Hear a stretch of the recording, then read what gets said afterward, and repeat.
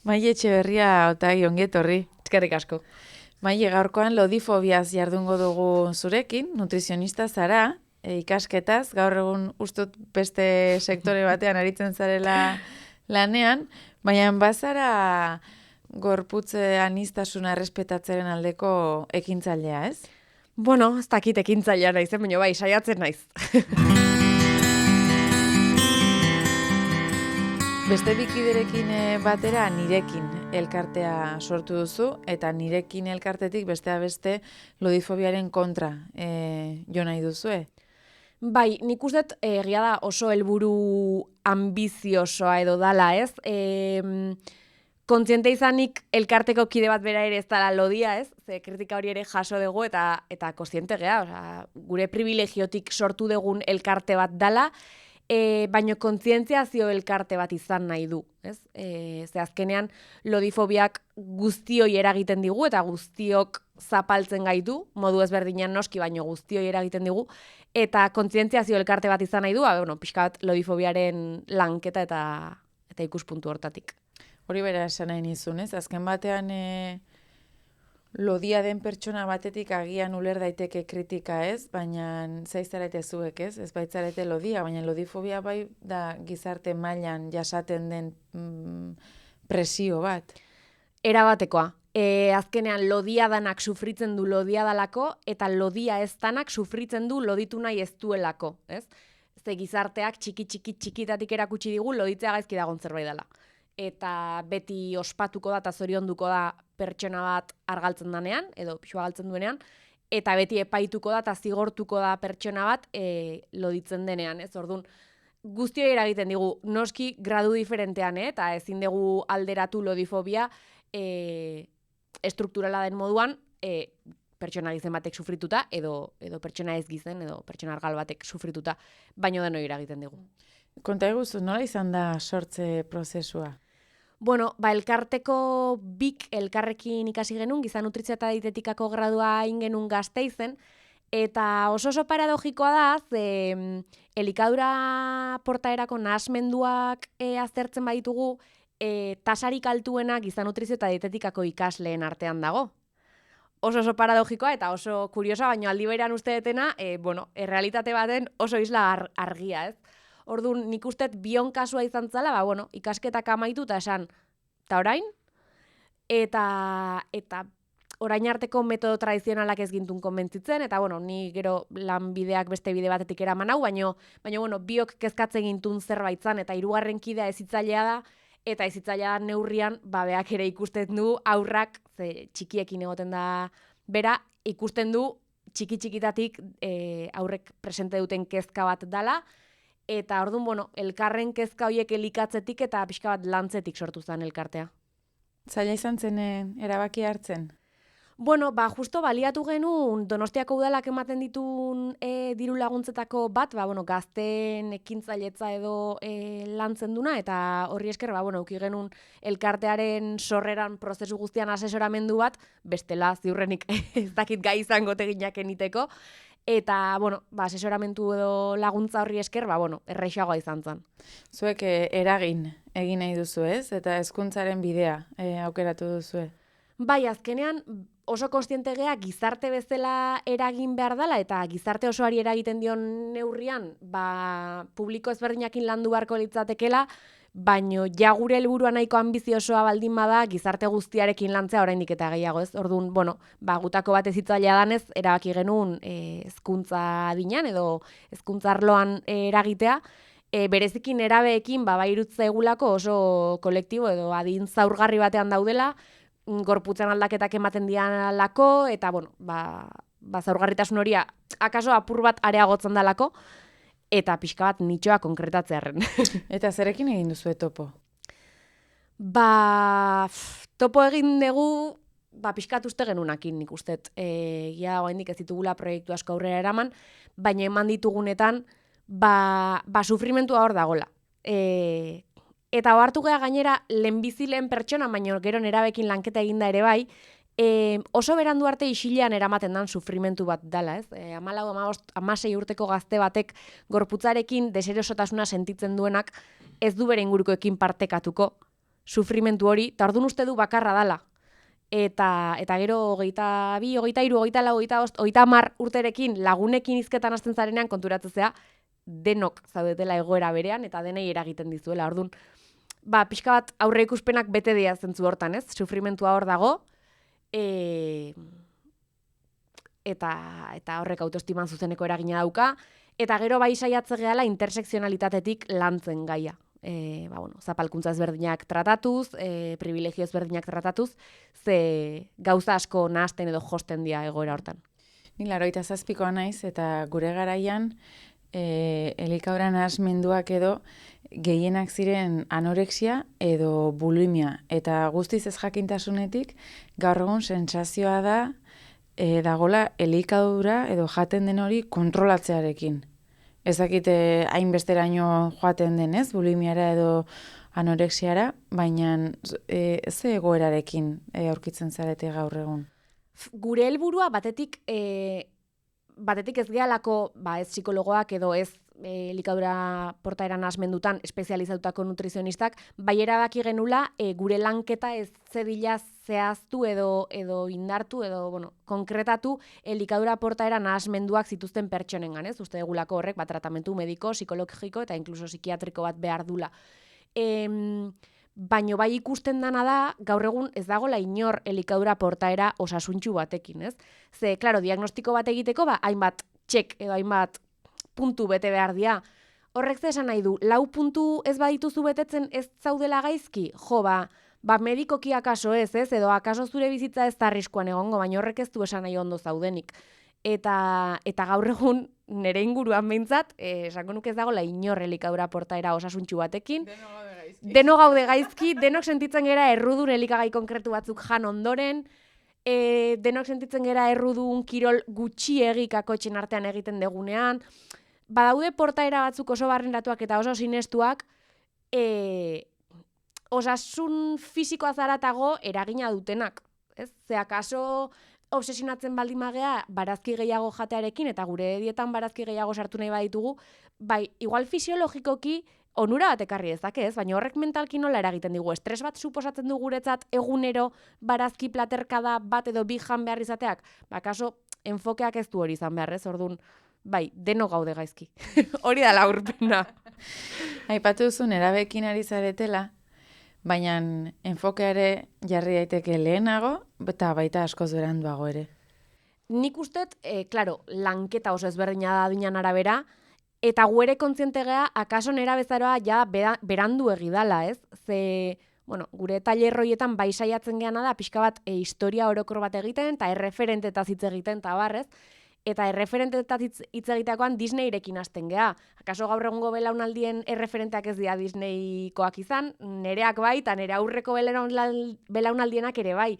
Eta hor konturatzea zenbat mezu jaso dituzun, ez zuzenean, baino bai barneratu dituzunak, ez? Orduan, lanketa hasi daiteke, kasi aurra hizketan hasten den momentutik, eta gero beharra handia ikusten dugu baita ere helduengan. Bereziki hitz egiteko. Orduan, ziurrenik hor ere sortuko dugu zerbait, baina momentuz ez gai iristen denea. Hori da. Sare sozialek, kaso honetan Instagramek, nola eragin du edo nola eragiten du? Negatiboki inongo zalantzari gabe. Eta bereziki adin zaurgarretan, ez? Bereziki nera bezalako adinetan, azkenean ikuspegi kritiko hori oraindik ez daukazulako garatuta edo ez daukazulako landuta. Gero asko keldutasunean ere ez, baina nera bezaroan zaurgarriago. Erreferentetzat ditugun pertsona horiek normalean ez dira helburu errealistak, ez? Gure erreferentea baldin bada 1,5 milioi jarraitzaile dituen neska argal, ile horidun, begi urdindun bat, gorputza oso kanon estetikoen barruan daukana, daukan diruagatik eta daukan bizi estiloagatik, ze Instagramerra da adibidez, astean 4 aldiz entrenatzaile pertsonal batekin entrenatzen badu, eta gainera pertsona bat baldin badauka otorduak egiten dizkiona, eta bar, eta hori bada gure referentea, eta gero gure burua zigortzen badegu, arratsaldeko 7 lanetik atera, eta gimnasiora juteko nekatu egi gaudelako, kaso erreferenteak aldatu behar ditugu, ez? Orduan, sare sozialetan ere oso pertsonaia interesgarria daude, eta oso diskurso potenteak daude, baino ez dira mainstreamak. Eta mainstreamak dianak, milioi eta erdi jarraitzaile dituzten pertsona oso aberatsak, gainera diskurtso eskuindar eta, beste haratago dijoan horrekin, baino gorputzarekiko kultu etengabe batekin, batere onurarik egiten ez digutenak. Egia da, algoritmoak pentsatzen dut norberaren kontsumoren arabera edo funtzionatzen duela da euskalo, baina igual niri adinagatik, baina asko agertzen zaizkit, nik jarraitzen ez ditudanak, goizeko rutinaz eta 8 ja dena egin dute, eta ez dakize postre eta azpimarratzen azukre gehiturik gabe eta irini gabe, eta ez pasaude burutik geretzen gogo osasun mentala, baina ez baituzuela piezak askiongi kokatuak, ja denok gaizki balin bagaude, holako mezuekin okerrago. Claro, bai, eta azkenean mezuak askotan dira, ziurrenik asko intentzio txarri gabe, baino klase kontzientzia gutxirekin asko, mezuak dira nik egin badezaketzuk ere bai. Ta kaso ez? Ez? Ze, lehenokora bueltatuz, milioi eta erdi jarraitzaile ditun, eta akaso, bere etxean, hilabetera 15.000 euro sartzen diran etxe edo pertsona horretan, ezin dezu zure burua ikusi. Zure soldata baldima da 1.500 eurokoa, baldima dituzu 3 seme-alaba, seme-alaben otorduak, etxeko zaintza, etxea zaratagoko zaintza ardurak, eta barrez, orduan, eta claro, eta nik uste ez dala bakoitzak konsumitzen duna bakarrik, haratago dijoala, badago la intenzionalitate bat, sare sozial hoien atzean, zerbait konkretua emateko, ez? Ze zuri agertuko zaizkizu, baina nik uste mundu guztiari agertzen zaizkiola, nola eduki kriston tableta markatua abdominaletan 5 minutuko errutinarekin, eta holako mezuak oso etengabeak dira. Sare sozialetatik haratago, baina bereziki sare sozialetan, ordun. Eta zure kasuan Maili, giza nutrizioa ikasi zenuela, materiak nola ematen ziren garaian? Ez dakitzen bat urte pasa diren. Ez da hainbeste urte pasa, niko indala 5 urte bukatu nun gradua. Giza nutrizioa eta dietetikako gradua gertatzen zaio gauza bat dala, oso gradu berria, baina oso zaharkitua dagona. Oso gradu berria, ze usteet, 80ko hamarkadan hasi zala eskaintzen gradu bezala. Baino ez dago bat ere aktualizatua. Nik pasanun 4. ikasturte guztia ordenagailuko programa batekin kaloriak kuadratzen. Nei urte hortan zehar psikologia hitz egin izan baliate, gorputzan iztasuna hitz egin izan baliate, ziurrenik askoz prestatuago aterako nintzen unibertsitatetik, etzan kasua izan, ez? Baino hortara bideratzea dituzte, eta betikoa da, sartzen dezuna, ateratzen dezuna baino, edo gastatzen dezuna baino gehiago bada, gizendu ingo zea, eta oso demostratu dago, hori ez dala inxinplea, ez dala bat gehi bat berdin bi, ez? Askoz faktore gehiago daudela atzean, batzu gure esku daudenak eta beste asko ez. Eta badirudi horrek ez dula inporta, ez? Gero dago osasunaren diskurso hori, ez? Salutismo hori, garrantzia ez dago osasunean, baina sinestarazten dizute baietz. Bai, osasuna aipatzen duzula askotan, ez? Jarri oizaio pertsona lodiari etiketa alferrarena, ez argaltzeko borondatearena, eta gero zergatik argaldu behar du, ez? Kilo gehiago dituen gorputz bat osasuntxo egon daiteke. Claro, eta ez badago ere, ez, inorri ez diozu zure osasuna zor, ez? Azkenean, badago diskurtso oso edatu bat jendegizenaren kontra edo, ez? Esan ez, eske zure gaixotasunak nere zergetatik ari gea kudeatzen edo ordaintzen, eta erretzaile bati ez diogu hori esaten, adibidez, edo, ez, implizituki edo nahita kakotxen artean jarrera ez osasuntxoak ditun bati, edo alkola kontsumitzen duen bati ez diogu hori esaten, ez? Hor badaude bi diskurtso, badago bat esaten duna, bale, gizentasuna gaixotasun bada, ados, tratatu ezagunala, ez? Ta gero badago beste diskurtso bat, despatologizatzarean, ni bigarren horren aldekoagoa naiz.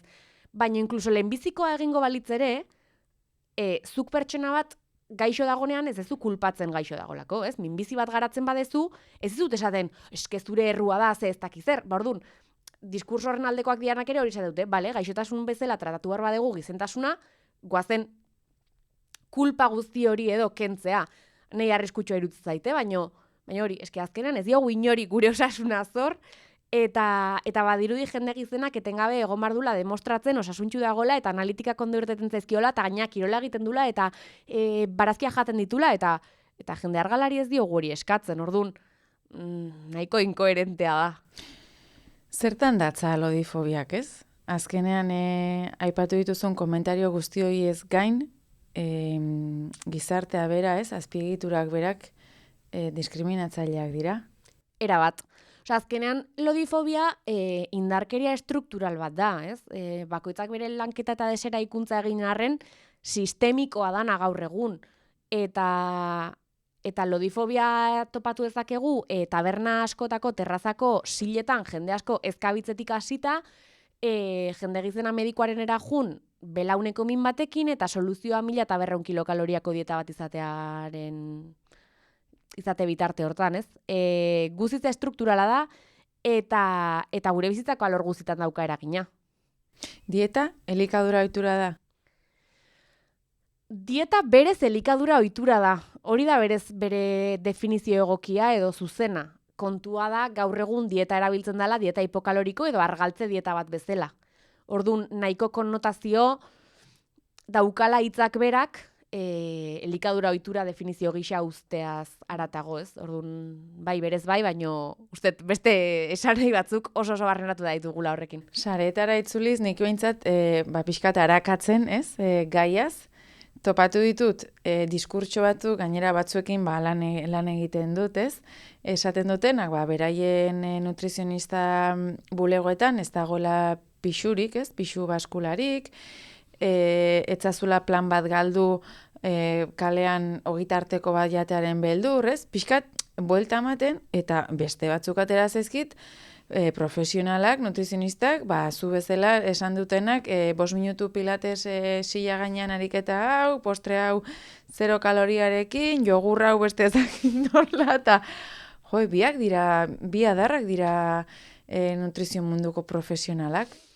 Bai, eta beldurgarria da, ze askotan, sare sozialekin adibidez asko kritikatzen dugun zerbait da, edonor dagola, ez? Nutrizioaren inguruko aholkuak eman, ez?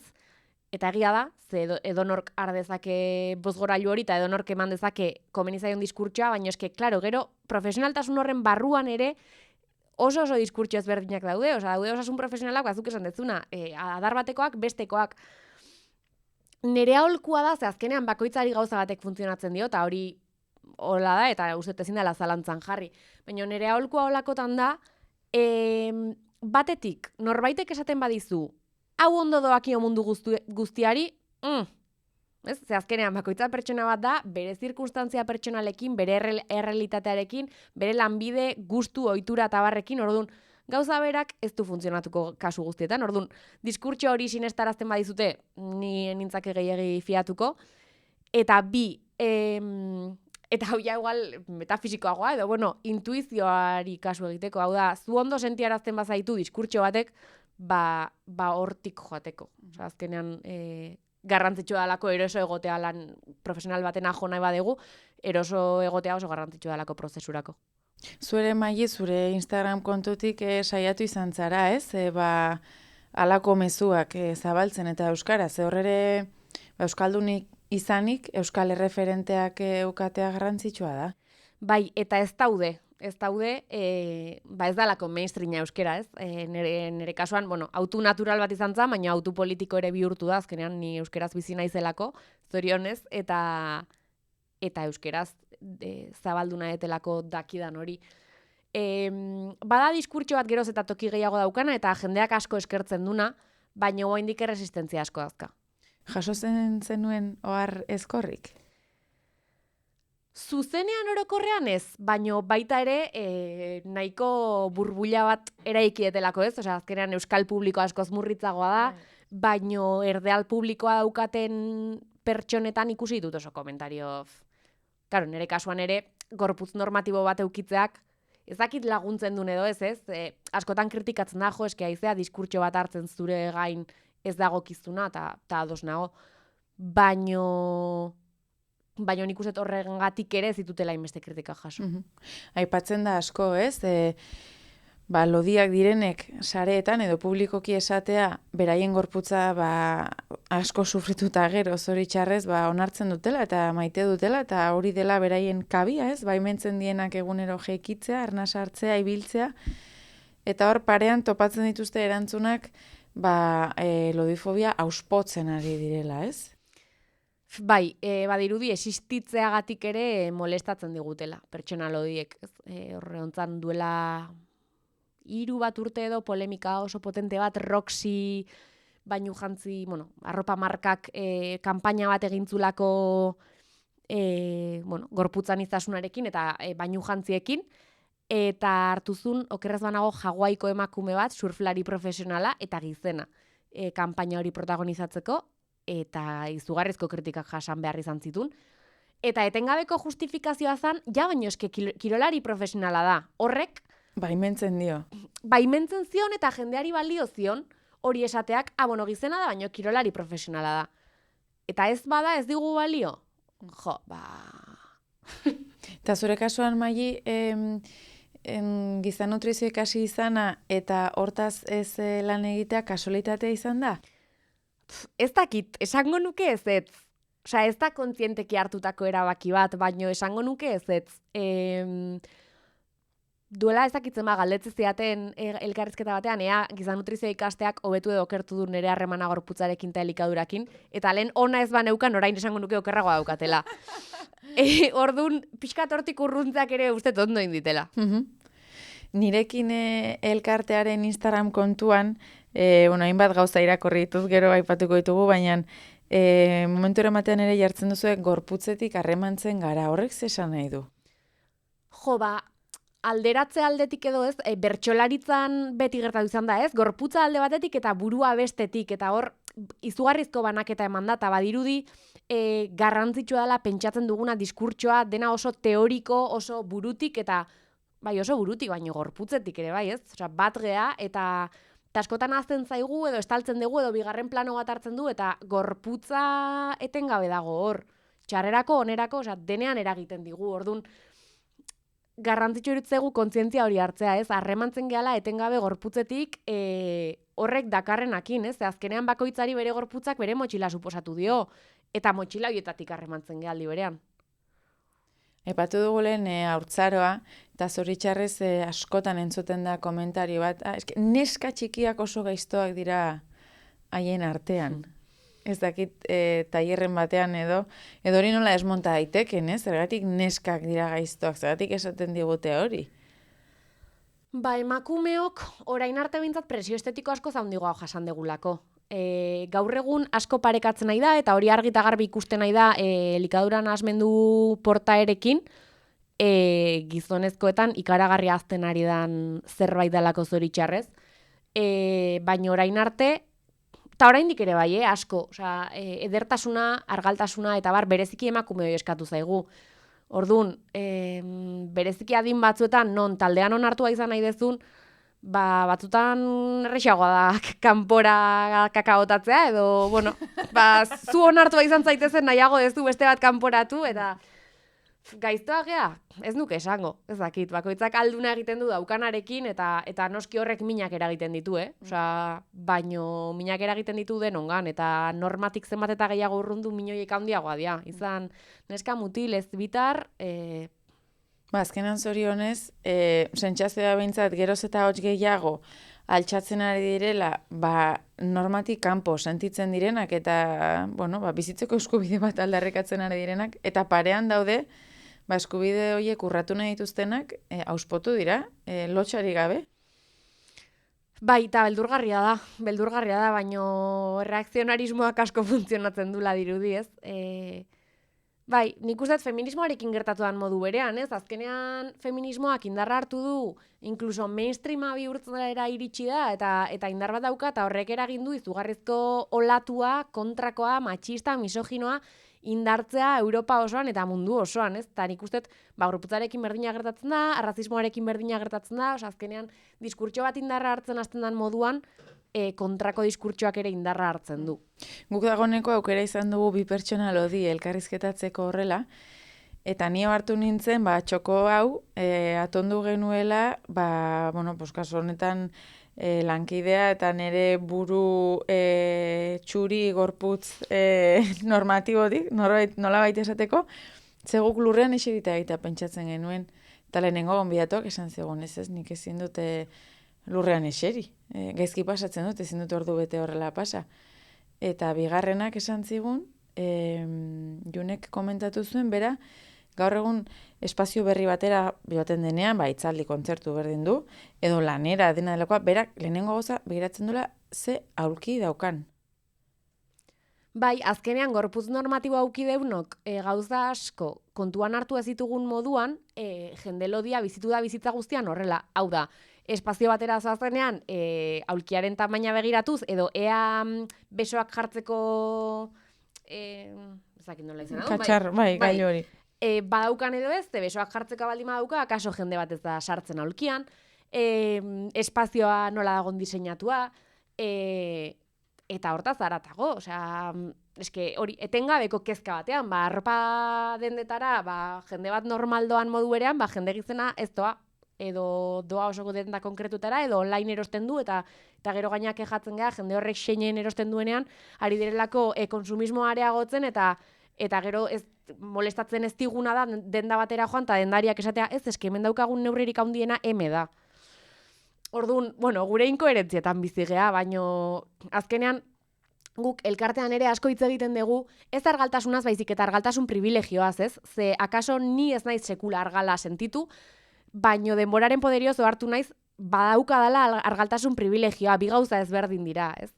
Lodia ez pasara argaltasun privilegioa daukazuta, horrek ez du esan nahi, 32 neurriko galtza batean sartuko zarenik. Baino bai suposatzen du, medikuaren erazoa zenean, ez duela zure diagnostikoa zalantzan jarriko gizena zaudelako, ez duela zure osasuna zalantzan jarriko gizena zaudelako, edo espazio batean etzarela kezkatuko, hegazkin batean, gerrikoaren estensioa eskatu behar izatetik, taberna bateko terrazan, akaso silak balio ez dizularaino, ez? Orduan, gauza bada argala egotea, eta beste gauza bada argaltasun privilegio izatea. Eta hortaz kontzientzia hartzea oso garrantzitsua iruditzen. Medikoak aipatu dituzu, ez? Eta geroz eta gehiago ikusten dira hainbat kolega edo lankide ezberdinez osatutako osasun zentroak, tartean nutrizionistak, psikologoak, agian kirol entrenatzaileak, baina zoritxarrez zentro pribatuak dira. Olakoak bereziki Hego Euskal Herrian geroz eta gehiago daude. Bai, eta jende bati balio diote eta oso ondo dago, baino uste dut, osasun publikoaren sistema desmantelatzen ari dian hontan, gauza asko aldarrikatu behar ditugula, baino osasunari buelta bat eman behar diogula. Zer da osasuna, ez? Zer da osasuna? Eta osasunaz baino akaso ongizatea hitz egin behar degula, ez? Ze nor dago guztiz osasuntxu? Kolesterola altu ez daukanak antxietatea dauka, antxietatea ez daukanak giltzurrunetako desgaitasun kroniko bat, hau da, 100% osasuntxu zaude, esango nuke ez dago laia inor, ez? Gaur egun osasun mentalak eduki duen pandemia ondorengo gorakadarekin ere, orduan, guazen ongizatea hitz egitera, guazen gauden egoera hori hobetzera, baina izan dadila hobetzea neurri guztietan, zeneri ez dit balio, kolesterola jeisteak antxitatea egoko badizu. Ongizate psikosoziala, aipatzen duzue zuek, ez? Eta, klaro, lehen esan ditugu inkoherentziak, baina, jendarte eredu honetan, askotan ez dago beste atera biderik, eta ongizate psikosozialak aldiz, hori lortzea kriston garaipena da, norberarentzat. Bai, azkenan topiko bat da, ez? Baina zure buruarekin ondo zaudenean inguruarekin ondo zaude, baino alderantziz ere bai, esatera ausartuko nintzake, ze askotan osasuna hitz egiten degunean asko gelditzen dira plano fisikoan bakarrik, gero egia da moda edo, osasun mentalaren ezakit moda deitu, baina, garrantzia ematen nahi zaion hontan osasun mentala ere kontuan hartzen da, baina adibidez osasun soziala guztiz ignoratuta daukagun kontzeptu bat da, ez? Orduan, zure gibeleko alterazioak hobetzeko, zure lagunak ikusteari utzi behar badiozu, kaso zure gibeleko alterazioak hobetuko dira, baino antxitatea handituko zaizu, edo estresa handituko zaizu, eta estresak inflamazio batera egingo dute, inflamazio horrek akaso beste gaixotasun bat, ez? Orduan, modu integral batean ikusi behar dugu ongizatea, eta nik uste gaur egungo osasun sistema, nik uste ez dago prest ze interes farmazeutikoak daude atzetik. Hor ere ez, aipatuzu, interesak beti dago norbait. Beti. Tajada ateratzeko prest. Lanketan ari zaretenean, nirekin elkartetik, ongizate psikosozialak ze presentzia hartzen du? Ba, nik uste saiatzen gehala etengabeko lanketa bat iten, ez? Guk erabiltzen dugun kontzeptua ongizate biopsikosoziala da, eta bai saiatzen geana da 3 alorroiei garrantzia ematen, ez? Bai arlo biologikoari eta gorputzan nutrituta, egoki nutrituta eukitzeari, ba, ondo funtzionatzeko, errenditzeko, bai ikasketetan, bai lanean, eta bai psikologikoa, bazkenean osasun mentalik gabe ez dagolako osasunik, eta bai arlo soziala, ez? Eta usteet, etengabe presente ditugun 3 kontzeptu diala, eta ez degula ulertzen ongizatea edo osasuna, hiruen arteko oreka bat ez badago. Eta parez, zerrekin egiten duzu topo? Ba, egiten dugu topo oraindik ere nerabek dutela izugarrizko kontzientzia, adibidez, osasun fisikoarena, eta kirolaren garrantzia, eta frutak, eta barazkiak, eta bar, osasun mentalarena ere apur bat gehiago, baino hor gelditzen dela. Osasun mentala bazterrean? Bazterrean. Bai, edo medikalizaziora jotzen da, baina oso sintomari begira eta oso sintoma konpontzeari begira, ez? Eta ez erroari begira, arazo estrukturalari begira, zergatik dago gizartearen ehuneko ez dakitzen bat antxitatearekin, horri ez zaio begiratzen, azkenean geroz eta gizarte individualista batera gogoaz, eta kolektibo azten zaigu eta struktura azten zaigu. Eta azten zaigu nire arazoak eta zure arazoak akaso izan daitezkela hilabete bukarara ez iristea eta horrek eragiten digun estresak eragiten duela nik gauero txokolatea jan berri izatea, ez da utzi txokolatea eta listo. Ez, nondi dator txokolatearen behar hori, edo, txokolatearen adiot, dena delakoa. Edo mendian korrika egitearen neura, hau. Osa, azkenean, errora joatea asko kostatzen zaigula. Eta osasunari dagokionez, ustez gehiago. Bai, ez, horra askotan aipatzen den, ez dugu esan, baina, elikadorarekiko harremana, ez? Norberari oso modu ezberdinan eragiten digu. Bai, eta horre ere daude diskurtso batzuk oso barneratuta, ez? Adibidez, badago jende bat estresarekin urdaila izten zaiona, eta beste jende bat estresarekin urdaila hunditzen zaiona. Eta orduan urdaila hunditzen zaigunok, esaten dugu, zein bidia, estresarekin gozea juten zaion jende horri. Eta ez geha kostiente horren atzean dagoen guzti hori, ez? Aigeala esaten, gaizki gaudenen argaltzea zerbait positibo bezala ikusten degula, edo gaixotzen geanean, eta 2 egun jangabe pasatzen ditugunean, tripa ze plano gelditu zaian, eta ze ondo, ez? Orduan, eske hor bizigea, harreman hortan bizigea.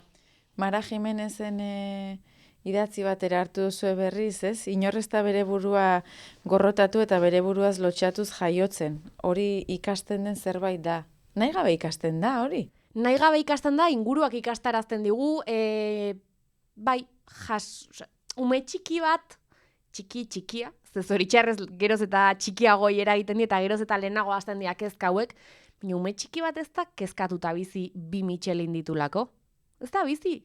Eta ume txiki batek gozea daukanean jaten du, eta gozerik ez daukanean esango dizu, ez dut gehiago nahi. Eta punto, baina txikitatik erakutsi digute ez, eske plateran dagoen guztia jan behar da. Orduan, klaro, haizea umeari erakusten bere gozetaz eta sun seinalek ez daukatela garrantzirik. Jan behar dalako, etzaiolako gustatzen edo bete egon arren jan egin behar dula. Orduan, klaro, ikasketa guzti hori oso txikitatik eta oso modu inkontzientean dator, eta gero hori desera ikitzea oso komplikatua. Zein dira, adibidez, zure ustez esan beharko ez genituzken komentarioak, ez? Bai, patu duzun hori, ez? Dena jan, edo galtza baia sartzen ez delako, edo zein dira oharkabean min handia egiten dutenak? Esango nuke orokorrean janariakin eta gorputzakin erlazionatuta dauden guztiak. Dena. Ez de, askotan guraso bezala, ez naiz guraso, baina bai ikusten detela, jende askok igual kontzientzia daukala, da esaten dula, nik nire seme alabak azin nahi ditut, gorputza aniztasunean, eta, diskurtso oso potenteak. Eta orduan utziko diot jaten gozea daukanean, eta oserik ez daukanean ez diot jaten emango, eta teorikoki dena zoragarri.